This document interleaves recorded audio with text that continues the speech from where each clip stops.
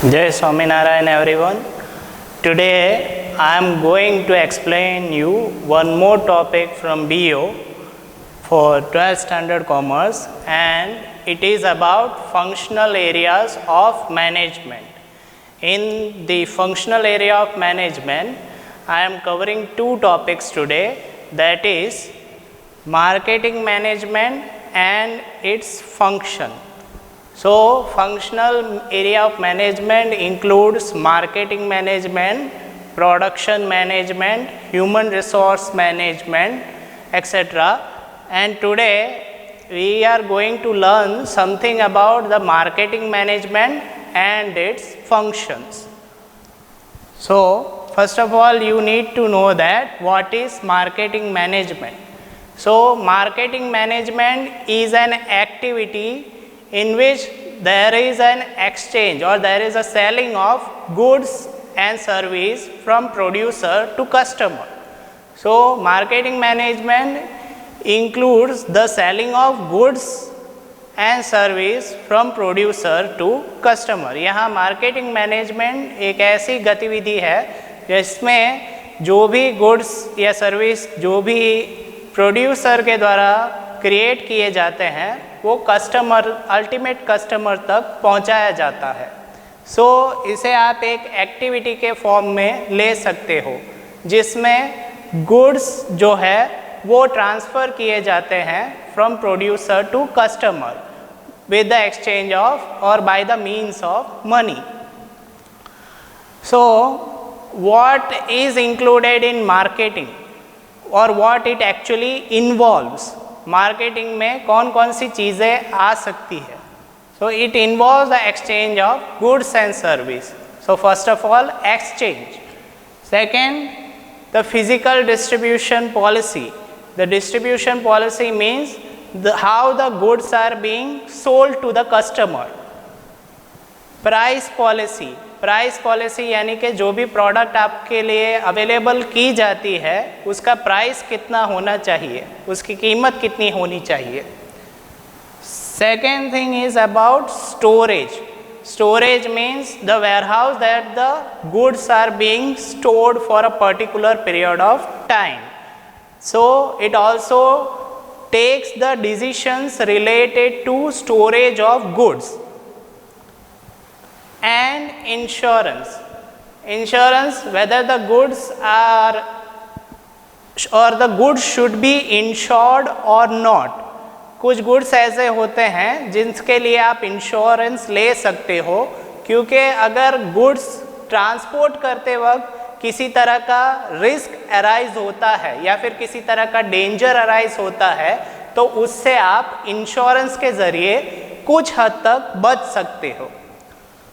दूसरा है it is marketing management is also having some elements like goods and services, distribution policy, increase in sales etcetera.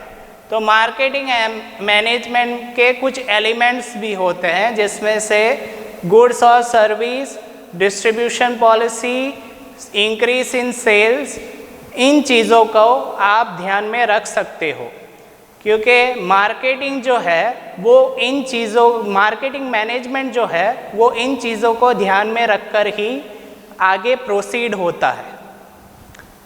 So, here I have discussed about the marketing management. It is an activity of selling the goods from producer to customer. Second, it involves exchange, physical distribution policy, price policy as well as storage and insurance. It also having some elements like goods and service, distribution policy, increase in sales etcetera. क्योंकि marketing management जो है वो इसलिए influence किया जाता है या फिर इसलिए प्रोसीड किया जाता है क्योंकि आप डिमांड को बढ़ा सको, किसी भी प्रोडक्ट के डिमांड को बढ़ा सको जिससे कि आपकी प्रोडक्ट उस मार्केट में बेची जा सके. Next thing is about its function. So, in the function 4 things are included in that. The first one is product. The decision related to the development of a new product or existing product depends on some of the points. अगर किसी भी product को, जो नया product है उसे आप develop करना चाहते हो, या फिर जो भी आपके पास अभी एक्सिस्टिंग प्रोडक्ट है उसको आप डेवलप करना चाहते हो, तो उस डेवलपमेंट के लिए कुछ चीज़ों पे ध्यान देना ज़रूरी है. पहला, the appearance, weight, size, shape of the product, and whether your product is providing the guarantee to work, whether it is working or whether it is not working. After sales service, yes, your agency or your unit is ready to provide the after sales service and variety of products. Whether you are making the variety of products or not, this above thing is being considered if you are making the decision related to a development of product. अगर आप किसी भी product से related development oriented decision लेते हो, तो उसका appearance, उसका साइज, उसका शेप कैसा होगा, क्या उस प्रोडक्ट को प्रोवाइड करते वक्त आप आफ्टर सेल सर्विस प्रोवाइड करोगे या नहीं. उसके अलावा आप इस बात की गारंटी देते हो कि आपका प्रोडक्ट वर्क करेगा या नहीं. इन सभी चीज़ों पर ध्यान देना ज़रूरी होता है. Second thing is price. Yes, your customer is expecting the quality product at reasonable price. So customer generally ऐसे होते हैं जो क्वालिटी प्रोडक्ट आपसे रीजनेबल प्राइस में एक्सपेक्ट कर रहे हैं. इसलिए जब भी प्राइस ओरिएंटेड कोई डिसीजन लेना हो तो काफ़ी ध्यान से लेना पड़ता है. So the decision related to price is being taken with utmost care, and what is included in the decision that is related to price, you can state the points, that is sales policy, credit policy, policy of discount, wholesale or retail sale etc. is considered. तो जब भी आप किसी तरह से price oriented या product की price से रिलेटेड डिसीजन लेते हो, तो आप सेल्स पॉलिसी कैसी होगी ये कंसिडर करते हो. दूसरा, क्रेडिट पॉलिसी, आप कितने तक क्रेडिट में वो प्रोडक्ट प्रोवाइड कर सकते हो वो भी कंसिडर करते हो. Policy of discount is also there. Policy of discount means whether the discount is being provided on your product or not, that thing is also being kept in mind. wholesale और retail sale, किस तरह से आप किसी product को बेचना चाहते हो, होलसेल ट्रेड से या फिर रिटेल सेल से, वो भी डिसाइड किया जाता है while deciding about the price of the product. Now the last 2 points, that is related to the functions of marketing management. So the third point was distribution. Distribution is related to various ways of selling a product. So distribution का यहाँ पे relation जो है वो किस तरह से या फिर किन किन तरह से आप अपने प्रोडक्ट को बेच सकते हो, इसको ध्यान में लेकर प्रोसीड होता है. तो डिस्ट्रीब्यूशन में जो डिसीजंस आते हैं वो प्रोडक्ट को कौन से तरीक़ों से बेचा जा सकता है उसको ध्यान में रखा जाता है. तो यहाँ पे direct selling, product can be sold through direct selling, it can be sold through wholesaler और रिटेलर्स एजेंट. आप होलसेलर या रिटेलर्स एजेंट की मदद से भी प्रोडक्ट को सोल्व कर सकते हो. दूसरा, problems related to transportation etc. are being considered. तो गुड्स को एक जगह से दूसरे जगह पहुंचाने में जो ट्रांसपोर्टेशन रिलेटेड प्रॉब्लम्स होते हैं उनको भी डिस्ट्रीब्यूशन पॉलिसी में या फिर डिस्ट्रीब्यूशन के बारे में डिसाइड करते वक्त ध्यान में रखा जाता है। Size and scope of business, actually जो डिस्ट्रीब्यूशन पॉलिसी होती है वो बिजनेस आपका कितना बड़ा है और आपके बिजनेस का स्कोप कितना है, एरिया कितना है, उस चीज़ को भी ध्यान में रखकर लिया जाता है। So the distribution policy or the distribution mix is also related to the size and scope of your business. Promotion, promotion means sales promotion. Sales promotion aims at remarkable increase in sales. So sales promotion को इसलिए influence किया जाता है या फिर इस activity को इसलिए अंडरटेक करते हैं ताकि आप अपने प्रोडक्ट की सेल्स को बढ़ा सको। इसमें कौन सी चीज़ें आ सकती है, तो advertising and publicity related efforts that are being made in order to grab the attention of the customer. तो जो भी एडवर्टाइजमेंट या पब्लिसिटी रिलेटेड एफर्ट्स जो भी सेलर कंट्रीब्यूट करता है ताकि वो कस्टमर के ध्यान को अपने प्रोडक्ट की ओर खींच सके, उसे आप एक तरह का सेल्स प्रमोशन एफर्ट कह सकते हो। इट इज़ क्वाइट एक्सपेंसिव, ये थोड़ा एक्सपेंसिव हो सकता है, लेकिन it sometimes result in remarkable increase in sales. भले ये थोड़ा एक्सपेंसिव हो, लेकिन ज़्यादातर केसेस में इसकी मदद से आप सेल्स को काफ़ी हद तक बढ़ा सकते हो, which result into the profitability of business, जिसकी वजह से आपके बिजनेस को काफ़ी फ़ायदा पहुंचता है। Okay, so here I have stated you the point, that is meaning of marketing management and the functions of marketing management, in which 4 functions are there, that is product, price, distribution and promotion, which you have to keep in your mind while explaining the point that is related to functions of marketing management. Today I am going to explain you one more topic that is there in BO.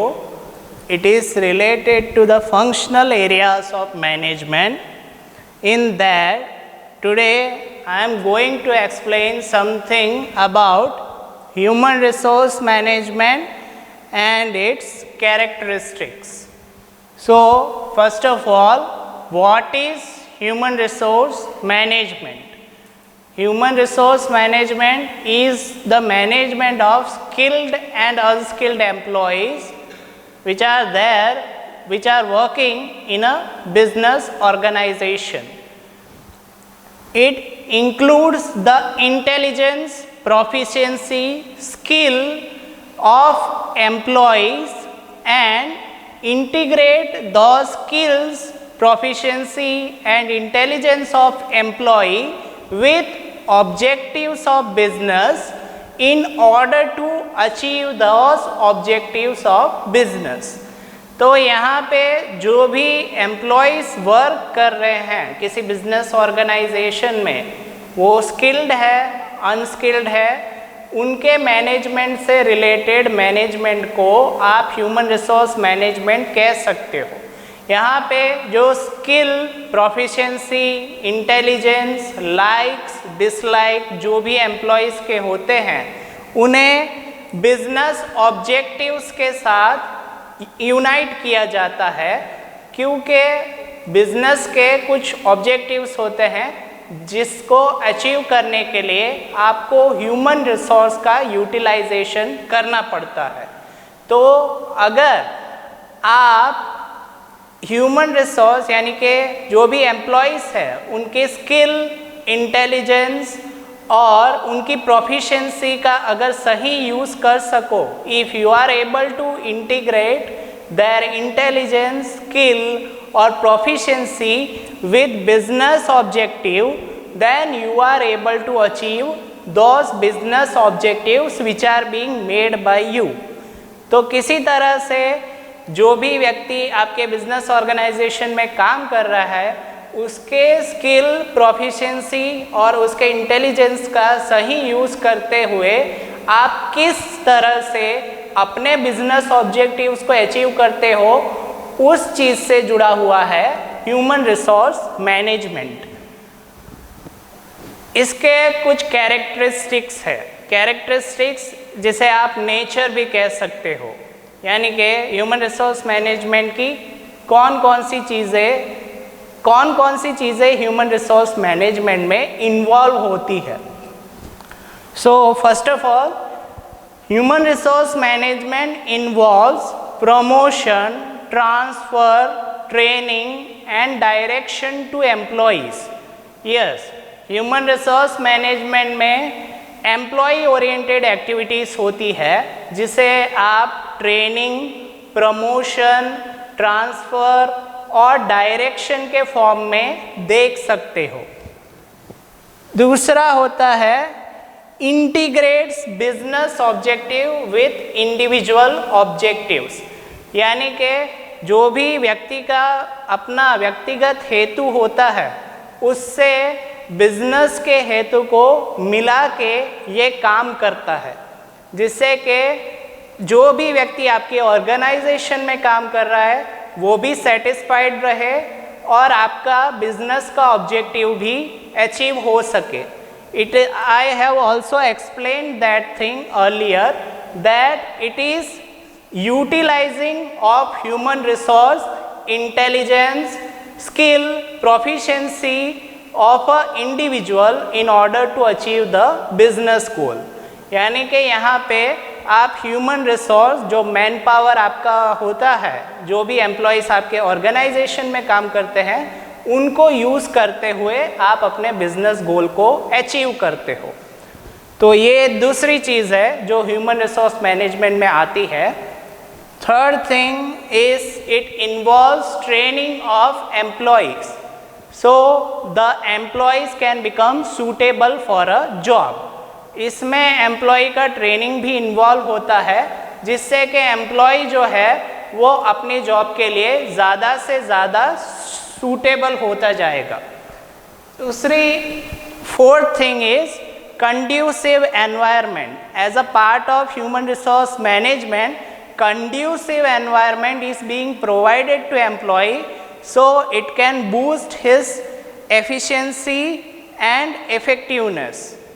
तो यहाँ पे एक ऐसा वातावरण create किया जाता है business environment में या फिर बिजनेस के ऑर्गेनाइजेशन के अंदर, ऐसा कंड्यूसिव एनवायरनमेंट दिया जाता है जिससे कि एम्प्लॉय की एफिशिएंसी और उसके स्किल काफ़ी क्रिएटिव वे से इन्फ्लुएंस हो सके या फिर काफ़ी क्रिएटिव वे से बढ़ सके, जिससे कि अल्टीमेटली फ़ायदा बिजनेस को ही पहुंचता है।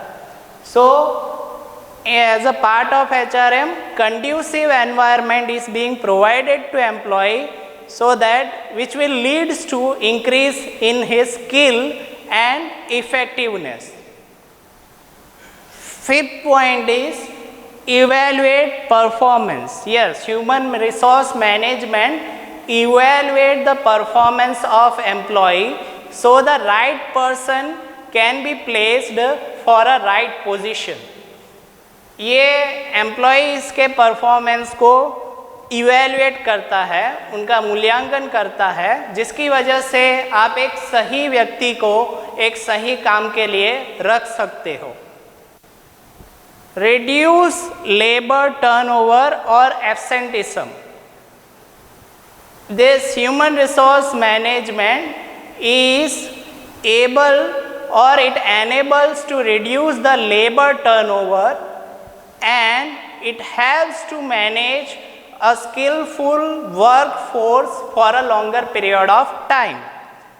जो ह्यूमन रिसोर्स मैनेजमेंट है वो आपको लेबर टर्नओवर, यानी कि जो लेबर्स या वर्कर्स जो आपके काम या बिजनेस यूनिट को छोड़ के चले जाते हैं, उसे कम करने में मदद करता है, जिससे कि आप एक स्किलफुल वर्कफोर्स को काफ़ी लंबे समय तक मेंटेन करके रख सको अपने बिजनेस में, जिससे कि आप स्किलफुल यानी कि जो तकनीकी तौर पे काफ़ी प्रोफिशिएंट व्यक्ति जो होते हैं आपकी ऑर्गेनाइजेशन में, उन्हें अपनी कंपनी या बिजनेस में लंबे समय तक रखने के लिए ये लेबर टर्नओवर का रिड्यूस होना या आपको एब्सेंटिज्म रिड्यूस होना ज़रूरी होता है।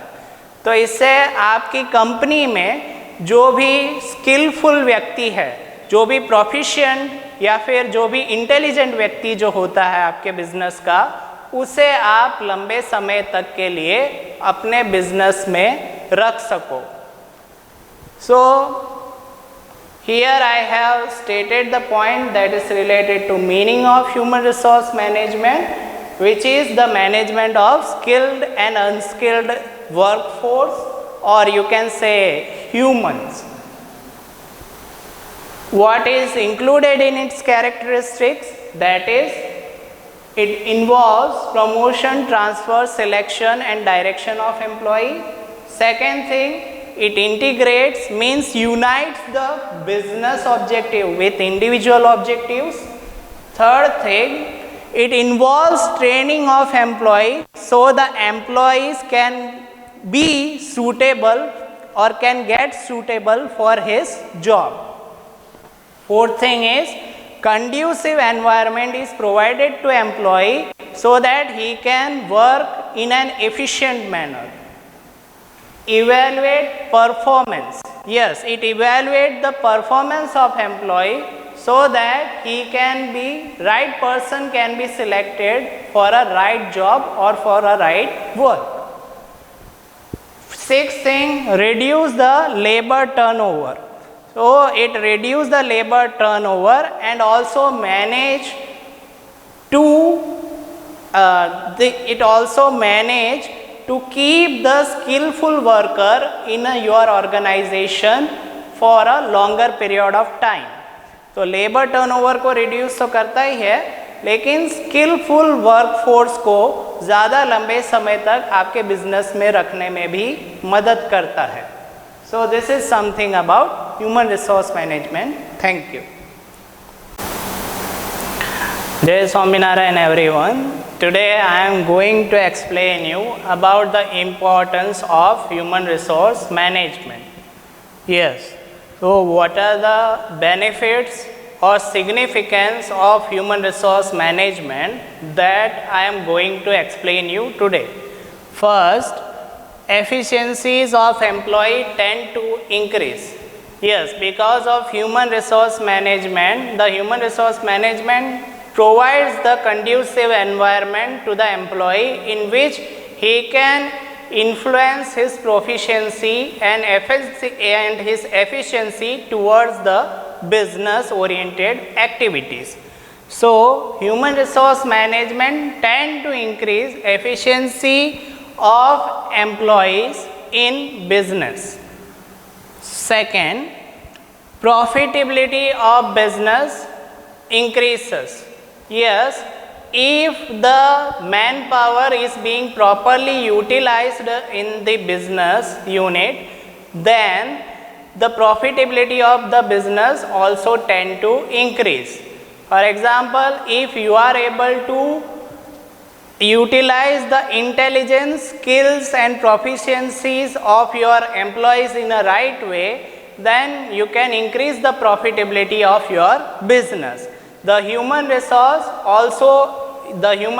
management also aims to increase the profitability of the business by properly utilizing the employee's skill, proficiency and intelligence in a right way. Third thing is standard quality of goods and service is maintained. Proper standard quality of goods and service can be maintained in a right way if the manpower is working properly in the business unit or in the business organization. तो अगर किसी भी product की standard quality को maintain करके रखना है तो उसके पीछे जो भी लोग काम कर रहे हैं उनका सही तरीके से काम करना ज़रूरी होता है, तो आप एक स्टैंडर्ड क्वालिटी ऑफ गुड्स और सर्विस को प्रोड्यूस कर सकते हो या फिर आप उसे प्रोवाइड कर सकते हो। Fourth thing is prestige of business.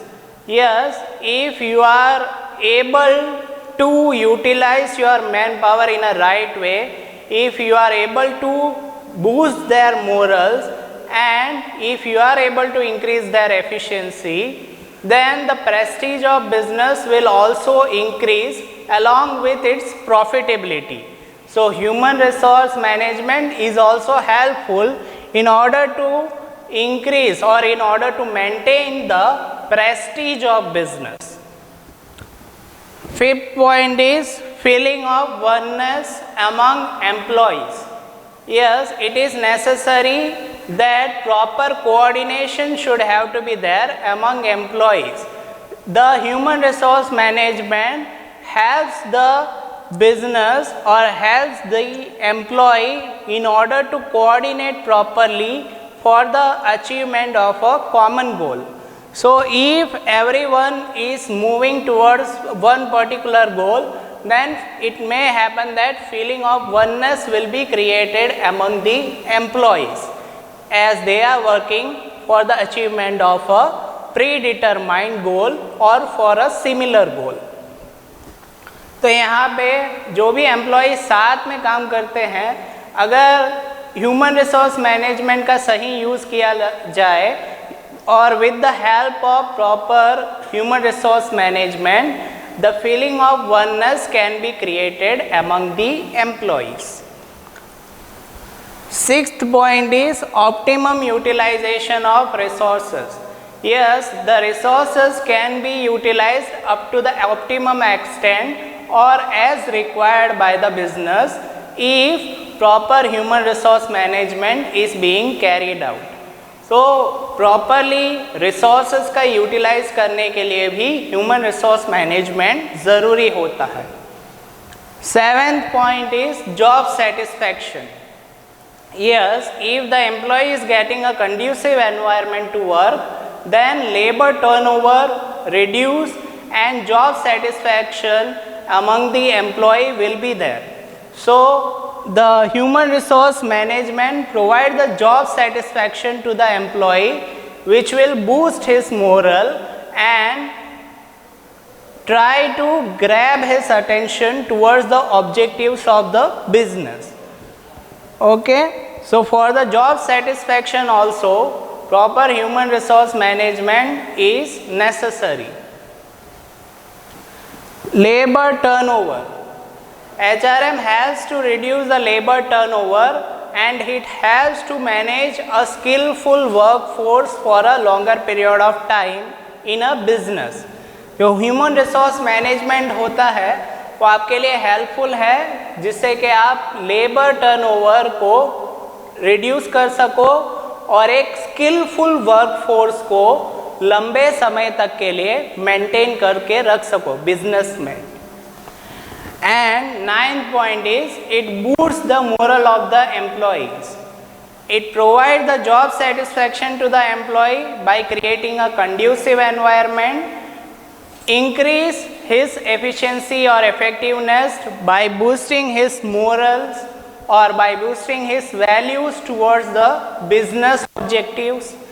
Thereby the human resource management is able to accomplish the business objective. So it is mainly taking into consideration the employees, his likes and dislikes, which can be beneficial or which may be harmful to the business. So it tries to raise the moral of the employees or influence the morals of employee in a right way through which the business objective can be achieved. Thank you.